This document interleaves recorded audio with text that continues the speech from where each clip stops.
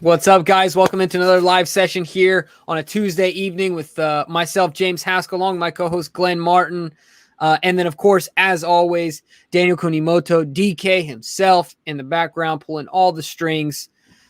We are excited to get into it tonight.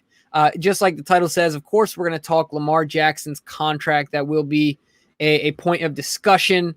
In addition to that, we're going to get into some early 53-man roster stuff. Talk about, we've talked about camp competitions, but within the 53-man roster, probably have some of those conversations. And then also take some of your questions. But Glenn, let's get to these folks that we already got in the chat. It is lighting up already. We're excited to see you guys here early. Sorry about the tardiness. But it's for good reason. Nana Rave's already here. Don C's already here. Lisa Ann's already here. Brandon Thompson, a lot of folks. There's only 14 on right now, so I think that we should probably wait to let people know who we got coming on tonight after our live show that we're going to be doing an episode with. So stay tuned. Well, we could just bring it up again. We could just consistently bring it up. We don't want to penalize, but we will be having Sarah Ellison on at 9 o'clock tonight.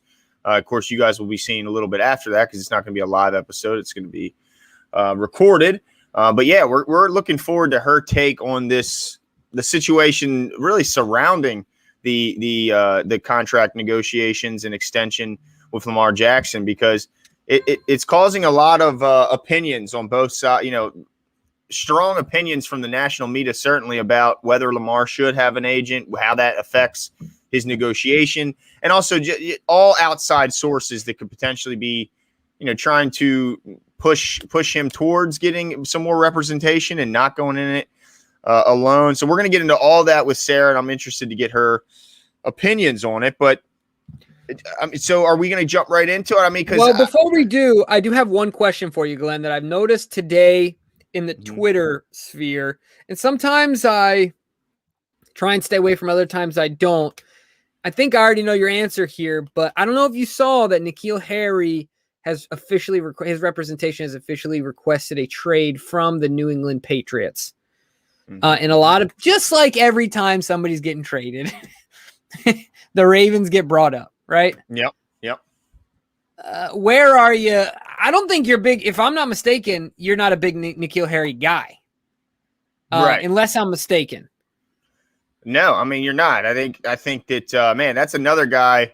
We talked about a lot of guys that outperformed Hollywood from his draft class. That's certainly not one of them. This is a guy who's been a huge disappointment, a stain on the record of Bill Belichick as a GM and as a drafter of talent. Has never lived up to a lot of hype. There was a lot of guys that were calling him the best, maybe the best receiver out of the bunch when he was originally taken by the Patriots. So yeah, I'm not hopeful. I don't think the Ravens would kick the tires. I'd be surprised if they get much of anything for him at this point. I think that they ultimately will get something like a late round pick, 6th, 7th round pick. But yeah, I don't think the Ravens have any room left in that crowded receiver room, which is just odd to say when talking about a Ravens team. All right, fair enough. So you don't give much thought or contemplation.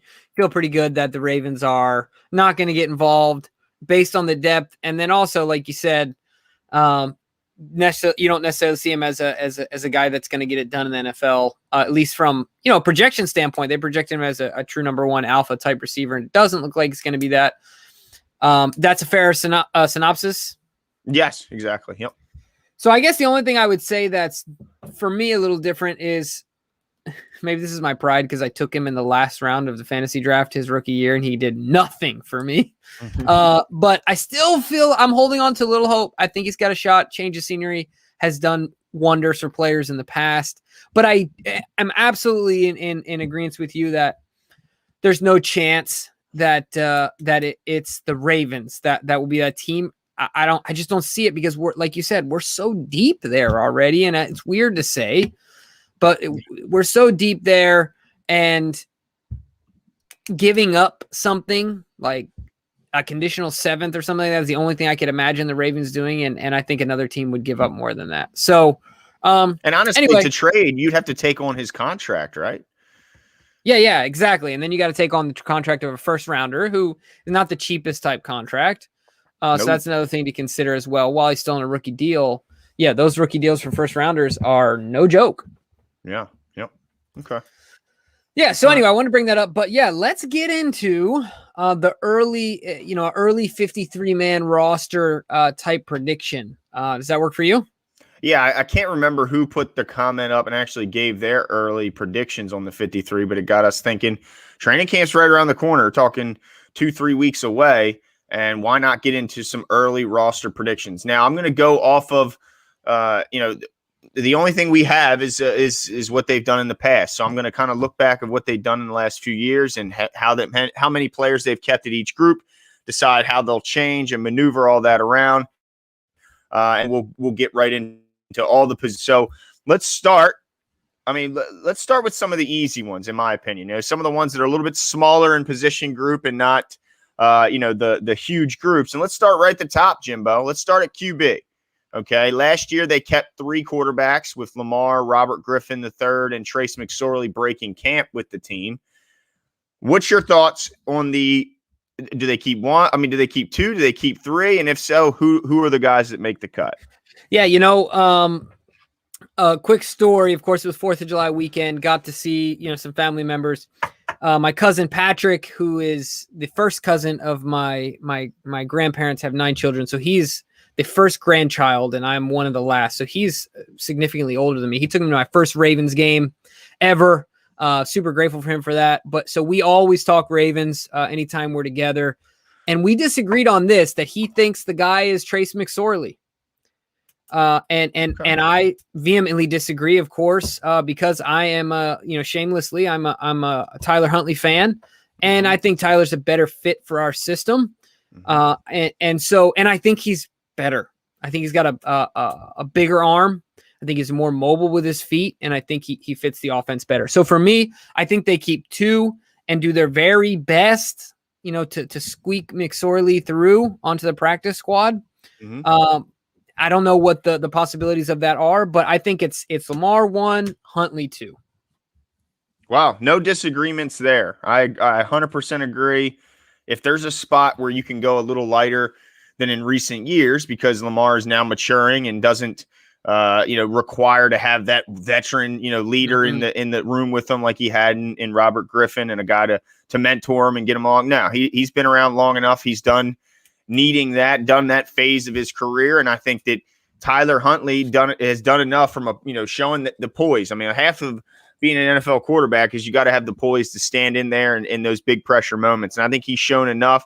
Did he make every throw? No, he's not, but the fact of the matter is he stood in there. He's a very similar skill set, and the lights weren't too bright for him. So I think he ends up being number 2. And Trace, I'm confident, can get through to the practice squad. I know a lot of guys like him, but I can't imagine a team sign him to their active roster when they've had no camp with him. So, and really quickly before we move on, just want to shout out to Gareth Cross. He's one of our patrons, and he's in Northern Ireland. He mentioned that he stayed up all night based on the time difference to watch right now. So shout out, Gareth. We appreciate it, man. Hopefully, awesome. we provide you with enough entertainment to where you stay awake, and then at the end of the show, we softly put you to sleep.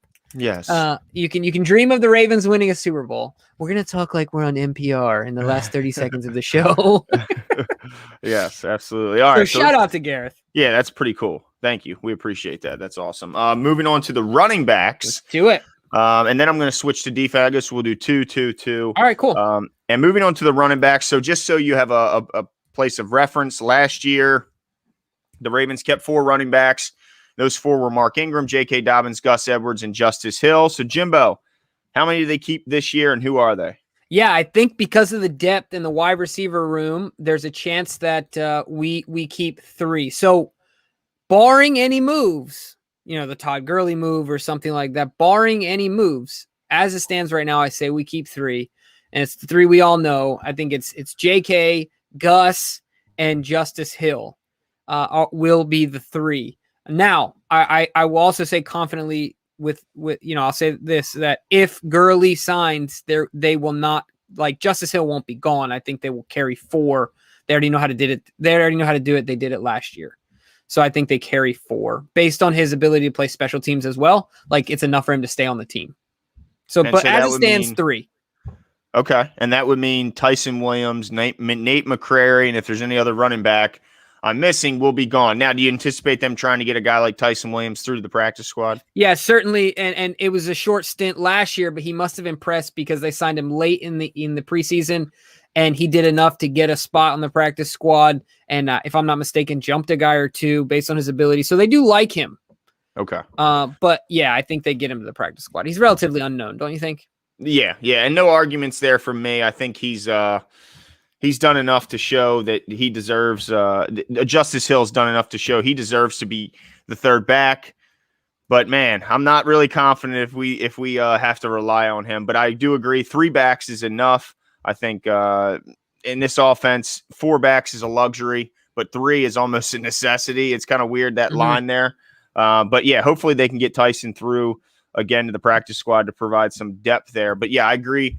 3 backs unless Todd Gurley comes in, and then that's going to change things. But of course, we're operating as if, as they are right now. So yeah, let's switch sides of the ball. Yeah, let me give you these ones, and then you can go first. And then DK, also, if you disagree with any of these, jump in. Yeah, jump in. Give us your name, and if you got an interesting one, certainly put it down there, and we'll be interested to debate you on it. But all right, so we'll move over here, and we'll start with the defensive line, and this is kind of how we'll have it laid out. So they have they have Derek Wolfe.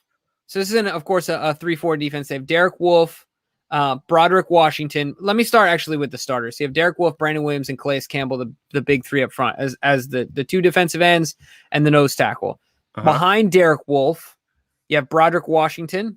And then behind Brandon Williams, you have Justin Ellis, and then some guys that I don't know, Aaron Crawford and Javon Swan. Maybe I should. But a guy that's much more well-known behind Calais Campbell is Justin Metabike, and then also the star of Last Chance U, Chauncey Rivers, for good or for good or for bad. So those are the guys as it stands right now, unless I'm mistaken. If you have a different list, let me know. No, I think that's about it. Yeah. So where are you at as far as this depth chart goes? This position group. Yeah, so I guess last year, if you just talk the D line, they kept 7. Okay, they kept Calais, Derek Wolfe, Brandon Williams, Jihad Ward, Justin Ellis, Justin Metabike, and Broderick Washington. Obviously, they won't be bringing back an exactly same group as they had last year with some different changeover there. But I think that Calais will be back, right? Derek Wolfe, Brandon Williams, Justin Metabike, Broderick Washington. And then, let me see here. Broderick Washington. And then the newcomers to the list. Do you have I don't have any hope for Chauncey Rivers. I mean, maybe I missed something here. I mean, I think it's a good story that he made it this far. I think from going from Last Chance U to even making, even a practice squad, I think is impressive.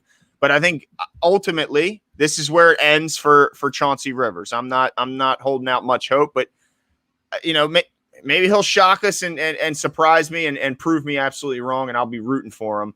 Well, let me ask you this. So if the number is 7 based on historical data, right? We have 9 that I listed off. So do you see a guy like a third nose tackle? I'm guessing that you might be going under 7 then in this chance, because I don't see Aaron Crawford and Javon Swan making this team. And then if you cross off Chauncey Rivers, you're rolling with 6. Man. Do you see what I'm saying? Yeah, I see what you're saying. I'm trying to come up with my list here. Man, that is a tough one. Because I was wondering maybe if you were going heavy somewhere else. And of course, at wide receiver, if we're going heavier, that this might be a place where we can kind of 3. Yeah, I got 6 here. I'm only coming up with 6. So I guess, if that's the case, I'm going to be going heavy elsewhere. Don't figure out cornerback now, Jimbo. There could be that's corner. True. There could be an extra wide receiver. But right now, all I'm coming up with is Wolfe, Campbell, Williams, Metabike, Washington, and Justin Ellis. I mean, do you disagree? No, I agree with you. And let me tell you why I think that Justin Metabike, I'm all right with it because I think he's going to get a lot of play. So with that being said, while we have like the 3 starters or whatever, I think we have 4 quality I think we have 4 starter level guys. And I think by the end of the year, Broderick Washington could be a fringe starter guy. So I think that like the core 4, you add the starting 3 and then Justin Metabike to that. That's a formidable front. And then the other guys provide some depth there. Okay, and now there's a prediction by some that Jalen Ferguson could transition inside more and become maybe a D lineman of sorts because he's got the frame to possibly put on enough weight to make himself a D end in the Ravens in the Ravens defense and slide inside from that outside linebacker position. If that were the case, then he could certainly provide flexibility there, maybe do a little bit of both. I'm not sure how. Sure. Okay, so no hope there that you can get. No, I mean he's not going to be strong enough. He's just not. I mean, I think he'll get no push up front. Snacks Ferguson, we'll have to call him Snack Pack Ferguson if he's going to put on the weight, right? Like, I mean, and he's not going to put on the right weight. He hasn't yet. Yeah, so that's what you're worried about, is that if he put on weight, it wouldn't be the correct weight. Yeah, he's not a workout warrior. And so if you're not naturally that big, like Suggs was born like that. I mean, yeah, he worked really hard, but like Suggsy was just genetically different, right? Like he was just a massive man where like I think Ferguson would have to work himself into getting push up front against. You think he gets any push right now against Ben Cleveland? Right now, a rookie coming in? No, but the only reason I bring it up is because he's 6'5", he's 275 right now. Derek Wolfe, 6'5", 285. And so compare their arms. And they're like, I understand. I'm just saying that's what people are trying to gain. They're saying maybe he's not built to be an outside linebacker in this league. Maybe he's better suited skill set wise to put on 10 pounds, hopefully of muscle and not more, snacks. But you're not banking on that. And if that happens, I guess it's just a boost, a bonus, right? I think if it happens, it's a last ditch effort by the Ravens to get some value out of him. Okay. That's what I think it comes down to. But it's an interesting thought. I just have no faith in his discipline, right? Like in his ability to discipline himself to get himself in the physical, in a physical type situation to be able to do that and be effective. So I'm going to keep going here, though. We talked about the big hogs up front. Now, let me ask you this before I list off the we'll call them the edge defenders. So outside linebackers. Yep. Now, let me ask you this. How many did we carry last year for reference? We kept 4. Kept Judon, Ferguson, McPhee, and Bowser. Okay. That's breaking camp. Obviously, they added to that group and things changed throughout the year, but breaking camp, they did so with 4. All right, so this is going to be interesting. All right, so let's go through the starters. We have as it stands right now, we have Tyus Bowser and Pernell McPhee. Yes. Listed in the depth chart. But then on top of that, of course, we have the first-round pick, Udafe Owe, and then Jalen Ferguson, Dalen Hayes, Barrington Wade, and Aaron Adoye. So that's 1, 2, 3, 4, 5, 6, 7. If my math is right, you said they broke with 4. They broke with 4, Jimbo. Wow. Yeah. So let me ask you this on the on from the jump here. Is there any way Fergie's just done? I mean, if Dalen Hayes takes his spot, he takes his spot, right? He does, but I went a little light on the D line. And if I go one spot heavy here, I could keep Ferguson, and then maybe I hold out a little hope that he could play a little D end and outside linebacker here. What year is he going into, Glenn? 3 or 4? 4? Nah, 3. 3. Okay. Yeah, just 3. All right. So there's still hope in that. Like he had one COVID off season, and quarantine was good for some people and quarantine was bad for others. It seemed to be bad for Ferguson. Yeah. Yeah, I mean, he's a young guy. He still needs to mature. He still needs to develop, learn what it is to be a pro. This is not extracurricular anymore. And I mean, maybe it takes a little longer for some than others. And maybe he'll get it now. But so we're going outside linebacker to Tyus Bowser, Pernell McPhee, Dalen Hayes, and old Snacks Ferguson rounds out the group. And I'm up to 16. Did you say Pernell? Yeah, I said McPhee at number 4. Okay, yeah. Sorry. Yeah, he was my number 3 guy list. So Udafe, Bowser, McPhee, Hayes, and Ferguson. Udafe, Bowser, McPhee, Hayes. So you're taking 5. Did I count that right? Yeah, one heavy there and one light in the D line. Got ya. Yep. Gotcha. All right, fair enough. You wanna go back to the offensive ones? Yeah, let's go to the offensive side of the ball. Let's talk a little. Let's see here. Let's talk tight end because this is another interesting group. Last year, wait a second. Walt Stevens thought this was a Chiefs channel. Oh, it's the red, dude. Wait a second. It is a lot of red. You're not showing what you're wearing. Well, it is Maryland. It's Maryland. It's Maryland. Sorry. Yeah. Sorry. Yeah, and so I just wore this to work today. So this is where I went to school. But yeah, we're not a Chiefs channel by any stretch of the imagination, nor will we ever be. In fact, if our posterity takes over this channel and decides to turn into a Chiefs channel, I will come up out of my grave. That's right. Relinquish their rights to be on YouTube. Yeah, right. This is not certainly not a Chiefs channel, but yeah, let's switch the side of the ball here. Let's go tight end. Last year, kind of surprised. I don't know about a lot of people assume that the Ravens were always going to go heavy in the tight end room and constantly have a large group there. They surprised some people. Only went with Mark Andrews and Nick Boyle, so just 2 last year. I think both again are going to be safe here this year. But what do you think they do? Do you think they stick with 2? Do they add 3 or maybe even 4? Yeah, you know what? I am going with actually, you know what? Come back to me. I'm on the fence. You're still on the fence. Okay. I just looked at the list and I've been going back and forth. I'm on the fence. Okay. I'm gonna go 3 tight ends this year, Jimbo. I'm gonna go now obviously this could change if there's a signing, but right now, as it stands, I'm gonna go Andrews, Boyle, and Josh Oliver is the 3rd tight end. I think that his athleticism, his upside, there's a reason the Ravens went after him. They must have liked something they've seen, whether it was from a joint practice or from, preparing for the draft the year he came out. They like this guy, and I'm sure they'd be thrilled if he impressed and they were forced to give up, I think it was a 7th round pick if he ends up ultimately making the roster. I think they love his ball skills. They love his athleticism, and they're looking for athleticism in that 3rd spot and not just another body that can, block and get in the way. So I go Oliver. What do you think? So I'm what I was on the fence about was I agree with you on Oliver. I think he makes this team. I think he's finally healthy. He's going to round out, and I'm hopeful about his potential success. What I'm teetering on is Miles Boykin. No, I'm totally kidding. That was a joke. I'm teetering on Tomlinson at 4. But that would mean that we certainly would have to go lighter at another position. And we talked about going light at quarterback, but also I don't see him as more valuable than a 5th or 6th wide receiver, even in this offense. Maybe not. See, I'm gonna go with 4. I'm going with my instinct. My gut say 4. They had a problem with that last year. 4. And when you get burned, sometimes the next year you might do a little bit of overcorrection. Mm-hmm. And so they don't want to be looking in the street for guys to sign 6 weeks in the season.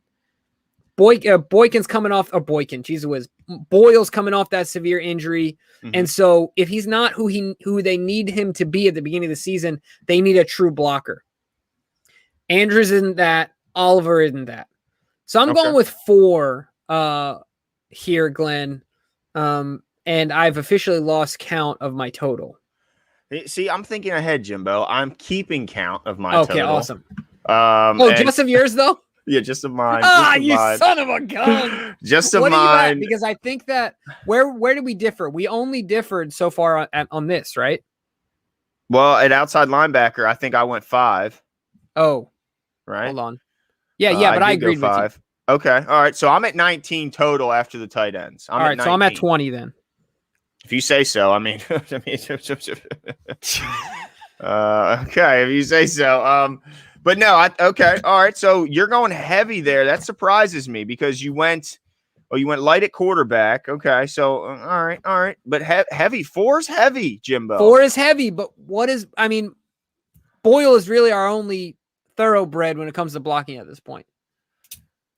And True. He's not. We don't know what he is. That was a severe injury, and we don't know what it's going to be. My whole thing is, okay, all right. Well, let's go fullback then here. Okay, let's go fullback. And I knew. See, this was part of the equation. I'm glad you went here next because you got Ben Mason, you got Pat Ricard. Do they have anyone else listed at fullback that I'm missing? No, but we're assuming they both make the team, right? Yeah. Ooh, now it's getting interesting. Now you're starting to run out of roster spots here in Baltimore. I'm going with it. Imagine being Eric DeCosta and having to do this for real. I'm rolling with it though, because this is the thing: is that last year Pat had to do some of this stuff because of the injuries, right? And two things. One, I don't think they wanted him. I don't think he was as good as other guys like a Tomlinson, specifically at blocking from that position, or else they wouldn't have gone to get him. Two, I don't think they want him doing both. I think they want him in the backfield, so it's how they get the most value out of him. Now, Ben Mason could be a different story, but I'm sticking to my overcorrection theory. I think the Ravens are going to nail that tight end depth. I think they're going to nail it and have the 4. And then, look, we're the most physical football team in the NFL. I would not be surprised if we have 2 fullbacks and find a way to use both of them at the end of the day. So is that your prediction? They keep 2. They keep Ricard and bench Mason, right? They can't cut one. Well, they could stick Ben on the practice squad, right? He was drafted, though. That's a cut. Oh, you're right. Son of a biscuit. Yeah, 22. What the heck? We're going with both of them. Let's roll. Let's roll. Yes, look, I agree. I think Ricard and Mason are both here. They got to be both here. Yeah. Which is why I think you don't have to go 4 tight ends, because you do have both of those guys who can do tight end things, right? Both of them could step in and do some tight end things. Certainly Mason could. He can stretch the field up. He's got a little athleticism. So I think that's the reason they go lighter at tight end. Actually, even still, that's still heavier than they went last year, even at 3. Yeah. No, I understand your point totally. I think that Tomlinson is the ultimate insurance because we've seen him do it. Now, if he would have caught that touchdown in the end zone last year, no way he's not making this roster. You remember that one? Oh, yeah. Absolutely. He was looking like Mark Andrews for a second till he dropped it. Till he dropped it. Right. Yeah. He's a whiz. So I understand your point, but I'm going heavy here. Imagine Greg Roman salivating at the idea of how does a defense stop this? Think about Lamar Jackson on playing quarterback, and then behind him you got Ben Mason and Patrick Ricard. Now the combination, as far as fullback, running back, whatever, running out of that. And you got an extra lineman up there too on the goal line. You better bring in the horses to match. There's no doubt about it. Interesting. Okay. All right. I mean, hey, that could very well be the officially case. Screwed. Yeah, well, ESPN has him currently listed as fullback. So if he is a tight end, Jimbo, I definitely don't think they're keeping 5. But if he's a jack of all trades tight end, really then listing him as a tight end doesn't really matter much. And so don't worry too much. But I think he'll be using him. It is telling. Yes, it is. Maybe, but I think that's expected. He's going to be used in a variety of roles, and you only can name him as one. So why not put tight end in front of it and just run with it? But I appreciate you trying to buoy me up here. I'm trying to make you feel a little bit better. Okay, let's switch to I'm rolling inside with it, linebacker. You know what? I'm not coming off my pick. Good, I like it. All right, let's switch over to inside linebacker and see where we continue to go here in Baltimore. Okay. Last year they kept 5. They kept Queen, Fort, Harrison, Board, and Ataro Alaka. So this year I'm assuming they're definitely going to keep Queen, right? He's not going anywhere, so that's one. Yeah, that's one. They're going to keep Fort because they just inked him up, so he's not going anywhere. That's 2. They're going to definitely keep Harrison because a lot of people are saying some in our chat are saying he's going to take over, as the primary linebacker for Patrick Queen and take his snaps. So he's not going anywhere.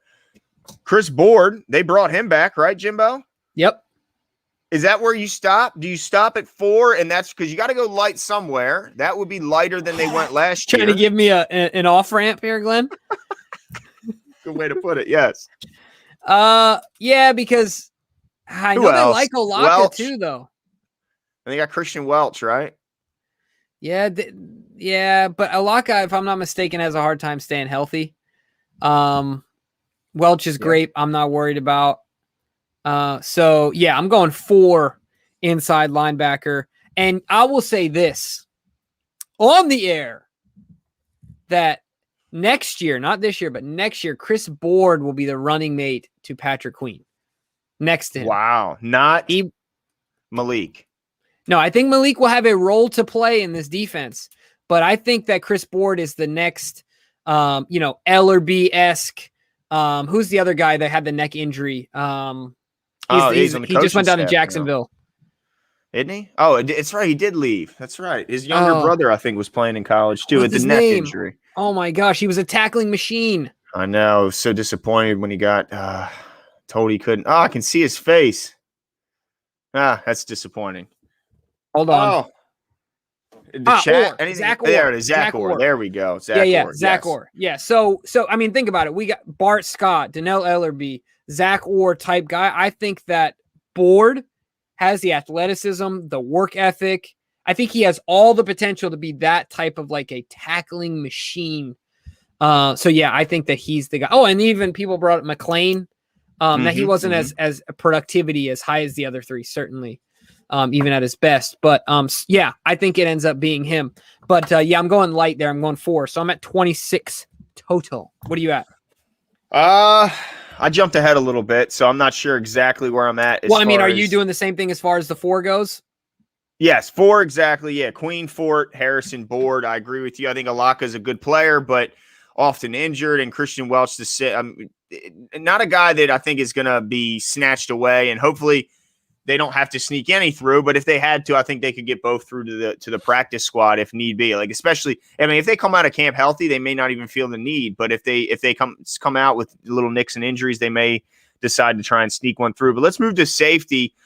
Before we go back to the offensive side of the ball. This is another interesting one because they've added some guys on defense through the draft that are kind of tweeners. They're guys that we don't know where they're going to put them position-wise on the field. Some say that they can be slot corners. Some say they're going to try and transition one or both of the recent draft picks to safety. So obviously last year they kept 4. They kept Clark, they kept Elliott, Anthony Levine Sr., and Geno Stone, who is also back after a short departure to Houston, if I'm not mistaken. Now, I think we both agree that Elliott and Clark are safe, and they'll both be back in here in Baltimore. Now, Levine Sr. being one of, if not the most tenured Raven, I think we comfortable saying that with him re-signing to that thing, just a 1-year deal, he'll be back as well? Yeah, for sure. Okay. You already know who I got in at number 4, baby. Who's that? Darius Washington. Oh, okay. I think he's this year's rocket ship. But if that's the case, so Geno's gone, or I mean, are you going 5? Are you going 4? I'm going 4, and Geno. Look, I'm going 4, and Geno's out the door. How you like that rhyme? I'm more disturbed by your pride in said rhyme. But let me ask you. Let me ask you this though, because so you're saying not only is Geno gone, Nigel Warrior's gone. Yeah. Jordan Richards gone. What about Brandon Stevens? Is he a corner? Or is he a safety? Right. So I think that he's the question mark. I'm not putting him in this group now. Okay. As far as the classifications go, but certainly he could end up being the 5th at safety. But look, our guy said, I mean, he thinks that Darius Washington is better than Morig, who was one of the top rated corners. He said it happens to be a little smaller. He does everything Morig does, and a lot of it better. I agree with you, but I'm just draft position. Brandon Stevens, presumably, he's not going anywhere, right? I mean, he was too highly drafted to go anywhere. Rounder. Yeah. But right now on ESPN, he's listed as a corner. I'd be interested to see, and maybe DK can find this out, where the Ravens have him listed and what position as a corner or safety. So I guess I'll up it to 5 if he happens to be a safety. Certainly, he's making the roster. Okay, all right. I'm gonna put Washington as well on my depth chart as my number 4, and yeah, I'm gonna put him in right now tentatively as a safety. But I agree with you. I think he's gonna be one of those guys that plays multiple roles and finds value there, as well as special teams. I think certainly is going to be a big part of his game. You talking about Stevens? Yeah, exactly. Gotcha. Yeah, Brandon Stevens there. Listed as a DB. Man, that didn't help us whatsoever. That helped us in no way. Okay, all right, let's switch the back. Ravens being as ambiguous as possible. Yeah, nothing shocking there. Let's switch back to the other side of the ball, and this one's a big one, Jimbo. We're talking O-line. We know that you love to build from the trenches, and the Ravens certainly had to revamp this group after it seemed like Lamar Jackson lost a little confidence in that group and was kind of changing his play style. And also can't forget the effect it had on the playoff loss with the snap going over his head and him ultimately getting knocked out of that game. So, Jimbo, can I just read the starting? Oh, go ahead. Last year. Yeah, last year they kept 9. They kept Stanley, Bozeman, Scurrup, Orlando Brown Jr., the big crybaby. Patrick McCarry, Ben Powers, Ben Bredesen, Tyree Phillips, and DJ Fluker. All 9 made the team.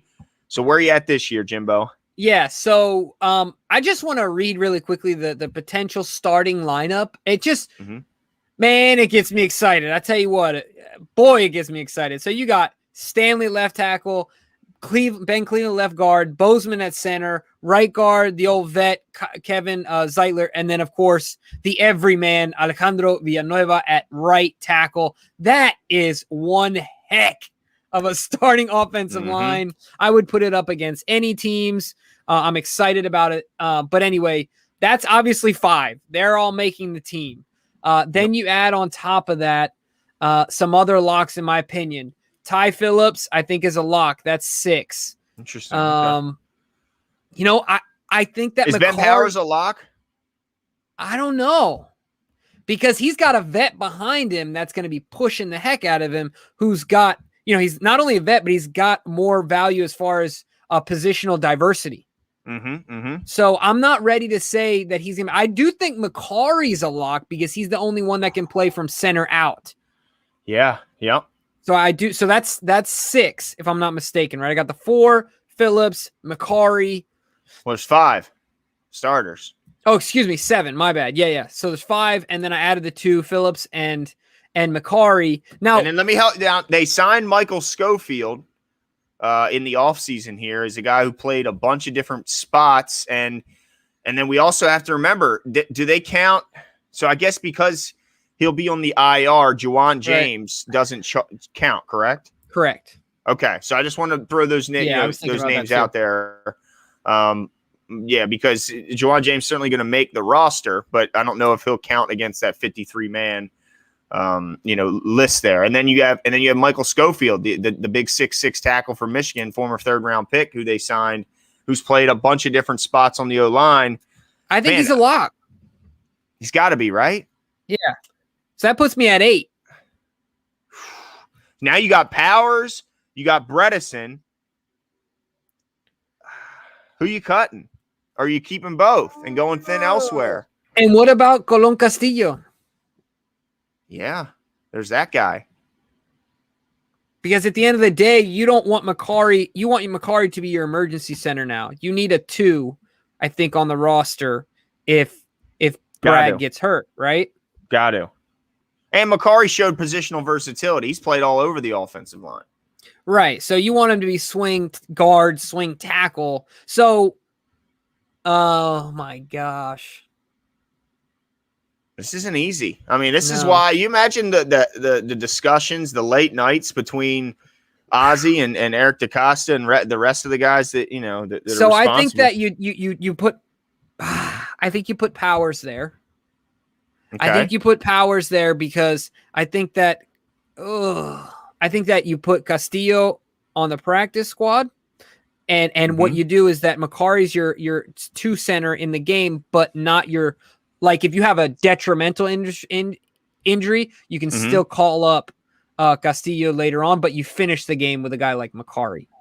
And then as far as Ben Powers goes over Ben Bredesen, I think Ben Powers just having a high win percentage in the run game, being a backup, is enough for him to keep a roster spot where Bredesen hasn't even hit the field yet. We know Ben Powers can do it in the run game. So that's where I'm at. I'm saying we go with, I think, was that 8 for me? I'm not sure. That was 1, 2, 3, 4, 5. You got to write this stuff down. Yeah, I know. 6. 7. Schofield is 7. Tyree Phillips, McCarry 8, and Ben Powers 9. I like that. Yeah. I like that. I think it'd be interesting because Ben Bredesen, still a recent mid-round draft pick. But don't you think they can squeeze him to the practice squad easier than they could do with Powers? I think so because we've at least there's tape on Powers, right? There's quality tape, if depending on which snaps you look at, where he shows that he can get it done and certainly can get it done in a similar system. Yeah, so I agree. I go Stanley Bozeman, Villanueva, Zeitler, Cleveland, Brett. No, I don't think I can do it. I think I got to go Phillips, Powers, Schofield, Macari as well. I think I got to let Bredesen take our chances there, and hopefully they can squeeze him and get him back because I don't think you can go heavy in this spot because I think you got to go heavy elsewhere, which is I'm excited to go and talk about elsewhere. Now, let me ask you this really quickly. The only other thing you could do is if Bredesen shows out in camp, maybe he ends up being a replacement for Macari, right? Now he's only played left guard, but Macari isn't much bigger than Bredesen, and Bredesen might have the intellectual capacity to pick up the other roles in an emergency type fashion. So, he could play himself into that role. I'm just trying to think of a way that they could keep on the team. I think the way they keep him on the team, Jimbo, is they take him for a walk and he steps in a pothole and he's an IR candidate. I think they're going to find a way. Point. They're going to find a way to keep these guys. They're too good and they've invested too much in them to just let them walk or risk them being, it's interesting. Macari, he gets a really bad rap because of the snap that went over Lamar's head and all that stuff. But man, he's a valuable guy. I don't think they can let him go. So they have to make a cut somewhere, or they have to IR someone. I think ultimately they IR Bredesen because, man, they got to keep these guys that are quality and have shown to be quality in games. So let's move to wide receiver because wide receiver is a really interesting battle this year. Who would have thought that a wide receiver battle would be happening in Baltimore and it could be this heated? So last season they kept they kept 6 receivers. They kept Marquise Brown, Miles Boykin, Willie Snead, Chris Moore, Devin Duvernay, and James Prochet. Now some of those names will still be here. I think that Brown, Miles Boykin, actually, hold on. Let's say this. Marquise Brown will definitely be here, and Devin Duvernay will definitely be here from that group. All others in that group, I think, are really up in the air and up for discussion. So they kept 6. What do you got them keeping this year, Jimbo? Are you ready? I'm going to have you go first here because I'm really counting my chickens. You're trying to, are you getting your math straight at least? I mean, I'm at 40. I'm at 40. Okay. I'm struggling, all right? I'm staying heavy, though. I'm holding on to it, all right? All right, I hear you. Okay. All right, so I'm going to go Brown. I'm going to go Watkins, right? I'm going to go Bateman. I don't think there's any question there. I think Duvernay has certainly staked his claim on a roster spot on this offense. And then this is where it starts to get, I think, a little bit more interesting. I think that James Prochet is certainly a guy that I think could have a real bone to pick if he doesn't get picked, but I'm not going to talk about him just yet because Tylenol Wallace ain't going anywhere, right? Jimbo, Tylenol is going to be giving headaches to the defenses all around the league, certainly in the AFC North. So he stays here in Baltimore. So I'm already up to 1, 2, 3, 4, 5. They only kept 6 last year. So if I'm sticking off that model, I got 1 spot left open for Boykin, Deion Kane, Devin Gray, Jalen Moore, James Prochet, and Ben Victor. Holy smokes, that's a lot of names. Well, I'm going to tell you this. They're going to go heavy here. They're going to go 1 spot heavy here. They're going to keep Boykin because they love his upside and his physical abilities. And they're going to keep James Prochet. James Prochet stays on this roster. So wait, is that 7? Did I do that math? 7. Yep, that's 7 wide receivers. Last year, just 6. This year, they go 7 because I've went thin elsewhere. And yeah, I think that's ultimately what they go with. But it's going to be really interesting because I think this is another position we see some IR candidates to keep them around. Nice. Well, quick update. DK is my lifeline, and he has me at 39. So I was going to go – I'm going 6. Let's put it that way at wide receiver. Okay. I'm definitely not going 7. I have the same because I can't. Really? Yeah. Because I can't. So I think that, of course, Brown, Watkins, Bateman, Wallace, Duvernay. 5, 6, Boykin, close case. The other guys hit the practice squad or something else, because I think Ben Mason is more valuable than any of the names you could give me. Okay. So that's kind of how I weigh it in my mind. I think, yeah. I mean, it's either Ben Mason or those guys. Yeah. And even Tomlinson, I think, is at this point with Boyle's injury, in his recovery, could be arguably more valuable than 3/4 of that list as far as the remaining bunch. The only one I think you really have an argument for is, like you said, is Prochet. Yeah, and you know what? Prochet's a tough one, because I almost wonder if they could get him through to the practice squad. I mean, it would, to me, it would have to be like a team that's desperate for a return guy, and they don't feel like they got him on the team. Maybe it's a late injury, and they feel like they need a replacement. So I'm actually going to change my list. I'm gonna drop Prochet. Okay. Off my receiver list, and I'm going to go just 6 receivers, and man, that's really disappointing, because I really liked me some James Prochet last year, but I'm going to go back to 6 there. All right. So this is the big position, because we all know they're going to keep three specialists, right? They're going to keep Justin Tucker. They're going to keep Morgan Cox, and they're going to keep, what's his name? Nick Moore. Nick Moore. Yeah. Nick Moore isn't going anywhere. Right. So we got 3 specialists, and they are 50, 51. I'm sorry. They're 51, 52, and 53. Okay. So I'm going to go specialist. 51 is Tucker. Okay. So cornerbacks, we only have, what do we got? 5 spots. I got 5 spots on my roster. It's just 5. Now, last year, they only kept 5. They kept Jimmy Smith. They kept Marlon Humphrey, Marcus Peters, Tavon Young, and Anthony Averett. But that would mean they're going to have to cut some surprising people if this is the case. Are we backing ourselves into a corner here, Jimbo? I think I might have already backed myself into a corner. When you paint the room and then you paint yourself in. Oh, vacuum? Yeah. Yeah, or exactly. But you know what? I'm all right with it. I'll roll with it. This is my first pass, and I'm sure we'll update this. But so if I'm not mistaken, you add those 3. I'm at 48. So, and DK, check my math, because holy smokes, I'm loose with the numbers, if you know what I'm saying. Yeah, this is so tough. I'm at 48, and that means I have 5 spots left. So I'm going Peters, Humphrey, Jimmy, Tavon. Oh my gosh. I would say Sean Wade and Brandon Stevens, but that would put me at 54. Oh boy.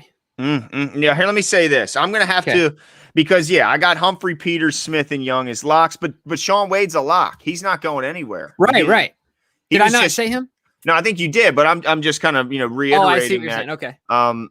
So in order for me to squeeze him on, because I only have spot for 4, I got to at least get 5 on this team. And that would mean that I'm cutting some guys that are fairly recent picks, and Iman Marshall. I'll be cutting, let's see, Anthony Averett. Yeah. Oh, that's weird. That doesn't feel right. No. But in order to do that, who are we going to have to go?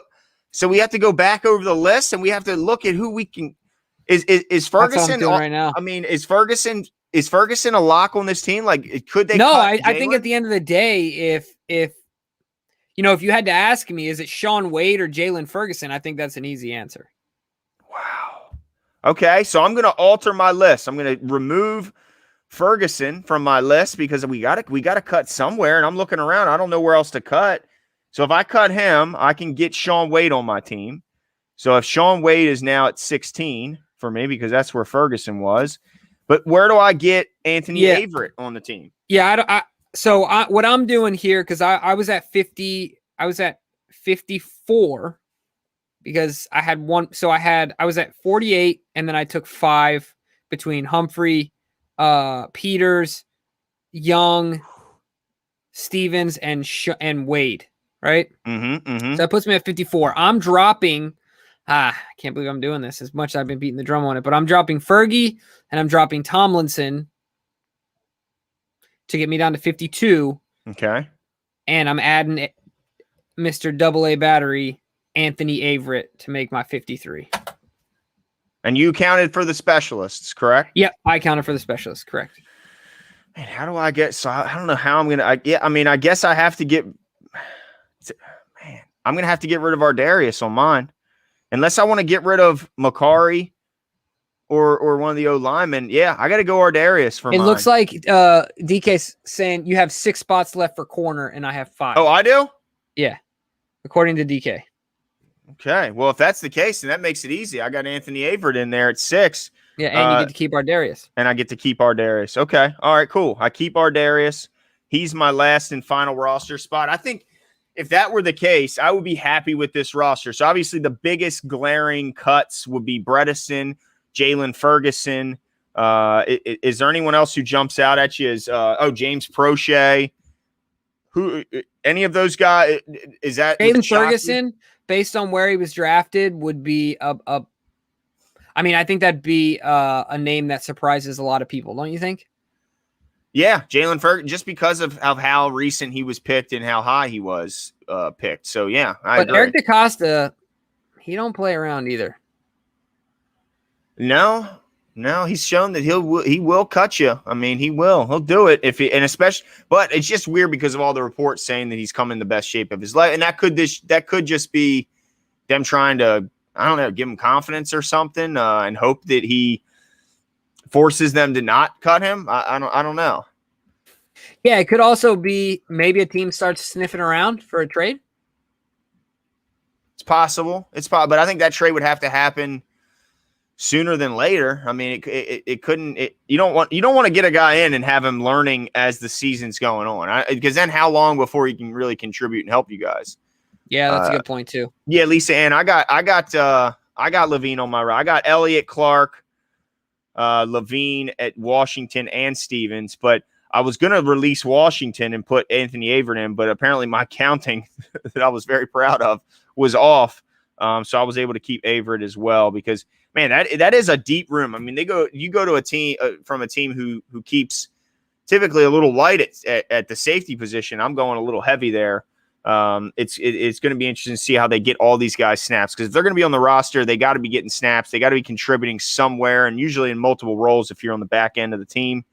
So I think that Stevens and Washington, with Levine being the veteran here, with Levine being the guy that can play so many different roles. I mean, I saw him at slot corner, saw him at, linebackers. He did a lot of different things. I don't know how Washington and Stevens get themselves on the field other than special teams, but they got to find a way or they're not going to make the roster. I don't hear you, Jimbo. Did you mute yourself? Can you hear me? There we go. Sorry. Either way, however it shakes out, there's going to be a ton of competition at a lot of positions. I'm really excited for it. But one thing I do want to do, we're going to be off here at 9, guys, because we have Sarah Ellison coming on the show, not this live show. We're going to be doing a recorded show to talk about Lamar Jackson's contract. But I want to get DK in here really quickly, because he's given some opinions about what he thinks the Lamar contract could look like, when it could happen. And so DK, come on in. And one thing that I want to preface this brief conversation with is that, oh shoot, there you are. Oh, sorry. So, one of the things I want to mention is you always, just like, Einstein says, as facts change, your opinion is allowed to change. Mm-hmm. So it's all right if you change, but if you're still feeling good about your original take, we just want to get your opinion on where you're at based on the new news. Of course, everyone's been wanting to talk about the Lamar contract situation. So give us your thoughts on where you're at based on the news and what your feelings are at this point. Sure thing. Yeah, I wouldn't say that my opinion has changed, but maybe adjusted a little bit with a little bit more information that has come out. I'm not sure if it's information. I think it's more speculation. But I think this exercise is pretty good in terms of, charting out who's going to be on the roster this year, because I do think that factors into the equation in terms of how and when Lamar can get signed. But I do feel that right now the biggest question still is who is helping Lamar Jackson with the negotiation and with the contract itself.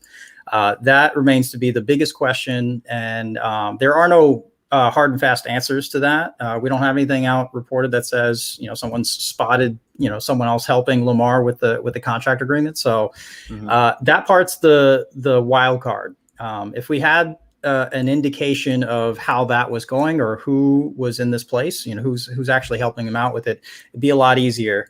But the biggest, outside of that, I think the conversation is in terms of, so if his mother's helping him out, let's say, she's sort of a consultant, but not the one running the contract negotiations, then it's hard. I still think it's hard to see Lamar getting this thing done in time for the season. But there are other considerations, including, so the other two that we've been talking about is Baker Mayfield and Josh Allen. Those are the other two guys, drafted in his class, and are also, the questions about, when they get signed is coming up. So, one take that I've heard so far is, and this one's from Pro Football Talk. Mike Florio mentioned that he believes that Lamar Jackson will be signed first, and the agents for Allen and Mayfield are waiting for Lamar to sign his contract so that they can use his contract as a piggyback to, set their contracts. So the argument is that, Lamar without an agent, you can play both sides if you're agents to the other two quarterbacks. And that means if Lamar signs a great deal, then those agents can use that bar and try to one up Lamar. But if Lamar doesn't do such a great deal, then those agents can kind of chalk it up as that contract's an aberration. You don't have to compare it to what, Allen or Mayfield should make, because they're hedging bets. They would hedge their bets.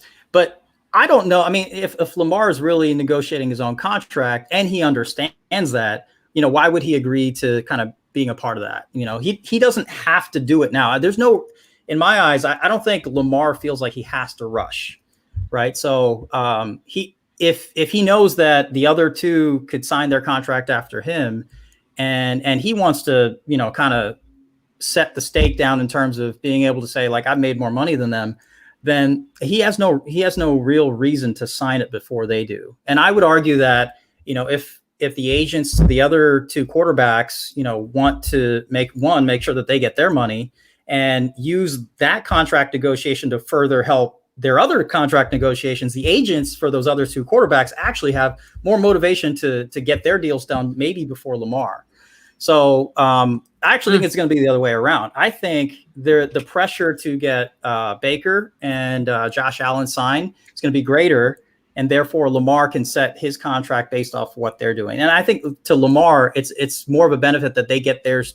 The other two quarterbacks get theirs done first. So that still remains my take, but I do think that it does. The big wild card is, who's helping Lamar. If Lamar does have help and he's got either an agent or someone basically like an agent, helping him out, then there's a chance that this deal gets done earlier.